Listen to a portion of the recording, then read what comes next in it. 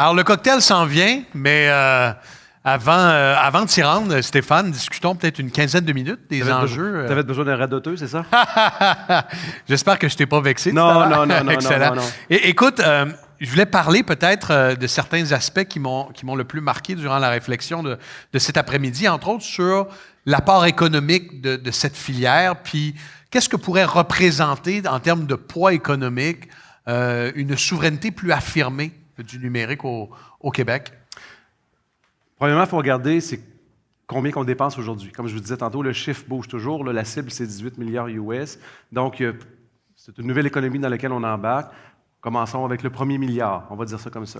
Donc, on parle d'un nouveau volet économique qui parle de milliards, mais c'est pas de prendre soin de nos données, entre guillemets, qui va être vraiment le vrai élément d'impact. Le vrai élément d'impact, c'est qu'on va tous être placés dans un contexte favorable pour comprendre, pour maîtriser, pour contrôler, pour jouer avec, comme je disais tantôt, et c'est là le véritable impact. Moi, je rêve qu'un de nos technologues, quand on va être rendu 4500 technologues, et voir une PME augmenter sa productivité, puis que ça devienne le prochain géant. C'est pas juste les fournisseurs infonuagiques qui vont gagner, c'est la société au complet. Puis je le vois vraiment comme une nouvelle économie de plusieurs milliards. Ça ne veut pas dire du jour au lendemain qu'on va arrêter d'acheter américain au niveau de l'infonuagique. On n'est pas obligé de tout remplacer en dedans de 24 heures, mais il faut commencer quelque part. Puis plus on commence tôt, plus on va nourrir nos entreprises canadiennes. Puis quand je dis nourrir, c'est nourrir l'innovation, nourrir la création d'équipes, nourrir la compétitivité, c'est ça en fait les questions. Tantôt on parlait de moyens. Mark Carney a fait le tour de toutes les provinces, puis il est venu voir les gens d'affaires, et ils ont demandé « Qu'est-ce que vous voulez avoir? » Les gens d'affaires ont dit « On ne veut pas des subventions. On veut que le gouvernement fasse affaire avec les entreprises d'ici. L'économie locale est importante. » Fait que c'est ce point-là. Si on réussit à convaincre le volet public d'utiliser, entre guillemets, le potentiel des entreprises d'ici, une fois ce fait, ça va nourrir les entreprises d'ici en termes économiques, et ensuite de ça, ça va se transformer en productivité et en innovation. Ça fait 10 ans que tu portes le message, que l'entreprise se développe. Comment le regard des décideurs a changé par rapport à cette question de la souveraineté numérique? C'est une belle question. Nous, on a été pendant les 5 premières années, je vais appeler ça, rencontrer les technologues pour dire est-ce que tu achèterais local plutôt que d'acheter Microsoft, Google et Amazon. Et en toute transparence, c'était excessivement difficile de pouvoir gagner son point. Depuis le début de l'année, on va voir, comme on disait tantôt, les conseils d'administration, les décideurs. Puis on essaie de dire aux décideurs, voici ce qui se passe, puis peut-être qu'il y a un potentiel dans ton organisation, dans ton ministère ou dans ta société qui ferait en sorte que tu pourrais laisser une place locale. Et ça, c'est bizarre, mais les mêmes gens qui nous disaient il y a 2, 3 ou 5 ans à quel point technologique... Aucun problème. Les gens nous disaient il y a 2, 3 ou 5 ans, technologiquement parlant, vous ne pouvez pas y arriver, on va choisir quand même les géants. Alors que quand ils ont l'endossement exécutif ou l'endossement du conseil d'administration, soudainement, nos solutions fonctionnent. Et soudainement, nos solutions sont parfaitement capables de répondre aux besoins. Donc, tantôt, on disait, ça prend vraiment au départ l'exemple public, l'exemple des décideurs, l'exemple des grands acteurs de notre société. Puis une fois que cet exemple-là va être donné, c'est les gens de l'extérieur qui vont venir voir les micrologiques. Les éditeurs logiciels américains qui vont se faire dire par leurs clients « Nous n'achetons plus si tu continues à envoyer les données aux États-Unis. » Bien, qu'est-ce qu'ils vont faire, ces éditeurs logiciels-là? Ils vont venir nous voir en disant « Est-ce que tu pourrais héberger mon applicatif dans le cloud? » C'est une économie en soi. Donc, il ne faut pas voir les espèces de réglementations ou les espèces de... Quand on va dire demain matin, si vous voulez faire affaire avec le Canada, il faut que vous soyez souverain. Et si vous ne l'êtes pas, passez à travers un éditeur. C'est la même chose que quand on dit aux gens, si vous voulez faire des affaires au Québec, il faut parler français. C'est exactement la même chose. Est-ce que c'est aussi parce que les décideurs dans le privé et dans le public reçoivent une pression accrue des contribuables qui se disent aujourd'hui, quand je regarde les nouvelles, c'est inacceptable que les données de mes enfants à la garderie soient hébergées aux États-Unis. Pression des clients qui se disent, ben quand j'arrive puis je vous donne mes données, je préférerais que ce soit hébergé au Québec. Est-ce que cette pression-là qui s'est accrue au fil du temps, on la ressent dans le regard des décideurs? Ce n'est que ça. Ce n'est que ça. Moi, honnêtement, j'ouvre mon quotidien le matin, je regarde qu'est-ce qui s'est passé, où c'est qu'on a envoyé nos données aux Américains. Je sais que je vais avoir un appel d'un média et je sais que ça va faire réagir au niveau politique. Fait qu'à un moment donné, ils vont se tanner de recevoir ces appels-là et à un moment donné, tu n'as plus de réponse non plus parce que tu ne peux pas d'un côté dire à quel point c'est important l'économie locale. Tu ne peux pas dire à quel point c'est important. Tous ces éléments-là qu'on considère tous comme importants et ne rien faire. Fait que tu ne peux pas. Fait que moi, je pense que, tu sais, honnêtement, mon niveau d'optimisme et de positivisme est très grand depuis le printemps à peu près. Au début de l'année, quand je voyais ça, je me disais, ça ne durera pas dans le temps. Mais là, on voit que c'est périn, ce mouvement-là est périn.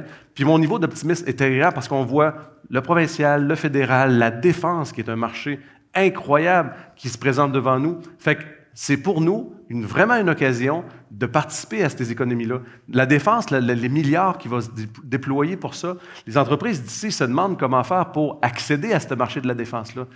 Le volet numérique, c'est un des grands facteurs et un des grands volets qu'on peut profiter de ça. Est-ce qu'on a assez d'électricité? Est-ce qu'on a assez d'énergie pour que nos ambitions se concrétisent réellement, tant au Québec qu'ailleurs au Canada? Évidemment, le Québec a assez d'électricité aujourd'hui, mais évidemment, le Québec est attiré pour aller chercher les fournisseurs américains et de leur dire « Venez consommer notre courant, on va vous le vendre plus cher ». Donc, le pire drame, ça serait qu'on donne toute notre électricité aux Américains et qu'il ne reste plus suffisamment d'électricité pour faire le grand rêve que je disais tantôt, là, récupérer les données souveraines d'un bout à l'autre du Canada et les traiter de façon éco-responsable. Est-ce qu'on a des indices que, justement, il n'y aurait pas, je dirais pas un favoritisme, mais qu'au détriment de solutions locales, on aille chercher des joueurs étrangers? L'indice va venir de la non-utilisation du cloud souverain aujourd'hui. Donc, si le gouvernement voit que ce mouvement-là n'embarque pas dans ses propres ministères, dans ses propres organismes ou dans la vraie société au niveau corporatif, bien, ça veut dire pas besoin de réserver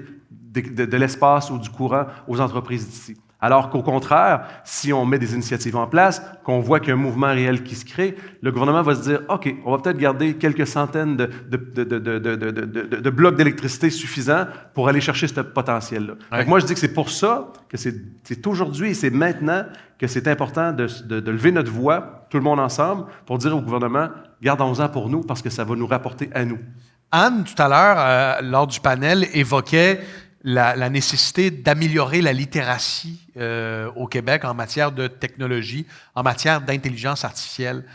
Tu évoquais la possibilité qu'un jour, vous ayez 4500 technologues chez Micrologic. Encore faut-il que cette expertise-là, elle se développe et elle soit valorisée au Québec, ce qui est loin d'être acquis à l'heure actuelle. Là. Oui. Moi, j'assiste comme entrepreneur à quelque chose de merveilleux. Honnêtement, j'ai découvert dans les dernières années, ça faisait quoi de mettre un bassin de talents ensemble. Ils s'apprennent entre eux autres, ils déploient des solutions, ils comprennent des problématiques qu'on vit dans le quotidien et dans la vraie vie. On dit toujours, on s'en va à l'école pour comprendre et apprendre comment apprendre, et on tombe en entreprise et en industrie pour exécuter tout ça. Donc, des entreprises, c'est à ça que ça sert. Donc, au niveau de la littératie, qu'Anne disait tantôt, je suis tout à fait d'accord, mais il faut après ça aller dans le concret, dans la vraie vie. Et c'est de mettre ensemble ces cerveaux-là et ces talents-là et de les mettre dans un contexte favorable, comme je disais tantôt, mais surtout de les mettre dans un contexte réel d'une entreprise qui veut avoir de la productivité, d'un gouvernement qui veut protéger ses données ou d'un déploiement d'intelligence artificielle. C'est quand tu joues avec ça que tu deviens bon. Nos gouvernements sont bombardés par des lobbies étrangers pour adopter des solutions étrangères. Comment les joueurs locaux, québécois, canadiens, comme vous, se débrouillent dans ce contexte-là? Est-ce que ça veut dire pour vous, par exemple, d'augmenter les budgets de lobbying puis de multiplier les efforts? Ça serait impossible d'augmenter les budgets de lobbying comparativement à ce que les grands joueurs américains. C'est pour ça que Anne disait tantôt, la notion d'hydroélectricité, il faut s'en servir. Tantôt, je parlais des 4 critères de souveraineté de la donnée. Si un gouvernement veut réellement faire en sorte que ce soit une entreprise canadienne qui soumissionne, ils ont maintenant la recette et le mode d'emploi d'utiliser. Alors, la question de comment les gouvernements peuvent faire pour contrecarrer les lobbies, bien, qu'ils choisissent d'aller dans une voie qu'ils savent qu'ils vont gagner dès le départ. Micrologic paye ses impôts à quel endroit? Moi, je suis un petit garçon de Sainte-Foy, donc c'est au Québec et au Canada. Tantôt, je parlais de 1,5 milliard que Micrologic a généré en revenus. On a pris 100% de cet argent-là, qu'on a réinvesti à l'intérieur de nos centres de données, à l'intérieur de nos équipes. Donc, quand les gens voient le volet de réinvestir localement, c'est pas juste au niveau des impôts, c'est aussi de réinvestir dans nos équipes, dans notre technologie, dans nos centres de données. Moi, ça fait 15 ans que je suis arrivé chez Micrologique dans un processus de relève entrepreneuriat. On sait aujourd'hui que c'est un grand défi de toute la société. Nos entreprises ont besoin de repreneurs pour faire évoluer leur organisation, puis qu'on tombe pas toutes parce que le propriétaire il veut céder. Moi, je suis arrivé dans un contexte de reprendre une entreprise, de la faire évoluer et de faire en sorte que cette entreprise-là ait une seconde vie. On est un succès de ce volet-là au niveau du reprenariat. Je pense que c'est un exemple qu'on devrait, dans le fond, réappliquer dans notre collectivité. En terminant, le gouvernement du Québec n'était pas très chaud à l'idée de développer une filière des centres de données, du moins sous la responsabilité de Pierre Fitzgibbon au ministère de l'Énergie puis de l'Économie. On avait l'impression qu'il n'y avait pas de volonté politique de développer ça. Avec sa vision économique dévoilée il y a quelques semaines, François Legault a parlé des centres de données. Il dit on veut en attirer, on veut qu'ils s'installent, qu'ils utilisent nos blocs d'électricité. Parce qu'entre autres, lorsqu'on arrive avec des centres de données, il y a de l'expertise qui se greffe à ça, puis il y a des fournisseurs, etc. Qu'est-ce que vous dites à ceux qui pensent encore, peut-être, comme Pierre Fitzgibbon il y a quelques années, un centre de données, c'est énergivore, ça attire pas tant de cerveau, puis ça génère pas tant d'activité économique. Parce que ça pourrait être un argument qu'on vous servirait. Oui, il a tout à fait raison. En fait, quand on visite un centre de données, on ne voit pas grand-chose. Là, on voit un peu de gardiens de sécurité. Pour bâtir les centres de données, c'est immense. Je pense que ce que le gouvernement voit, puis en passant, je ne suis pas en train de parler à la place du gouvernement, mais je pense que ce qu'il voit, c'est vraiment des nouveaux clients pour Hydro-Québec, d'abord et avant tout, OK? Pour faciliter la transition énergétique qu'on a besoin. Puis entre vous et moi, ce n'est pas si mal que ça. On a accès à un client instantané à qui le volet d'hydroélectricité peut favoriser. Ouais. Tant qu'on ne donne pas tout, c'est correct. Ce qui me fait beaucoup plus peur, c'est la réaction gouvernementale, exemple au Québec en ce moment. À partir du moment où on a dit « arrêtons d'acheter aux États-Unis », la bonne idée du gouvernement, ça a été de dire « fabriquons nous-mêmes un cloud gouvernemental ». Au lieu de venir voir les entreprises locales puis de dire est-ce qu'il y en a des entreprises qui peuvent faire affaire avec nous, la première réaction du gouvernement, ça a été de fabriquer un cloud gouvernemental. On sait qu'un cloud, ça sert à deux choses. Ça sert à protéger nos données, mais ça sert à faire évoluer l'économie, les équipes, tout ça. Là. Donc, c'est à côté le gouvernement passe à côté d'une belle occasion en faisant ça. Alors, est-ce que je suis d'accord ou pas d'accord pour le volet des blocs d'électricité?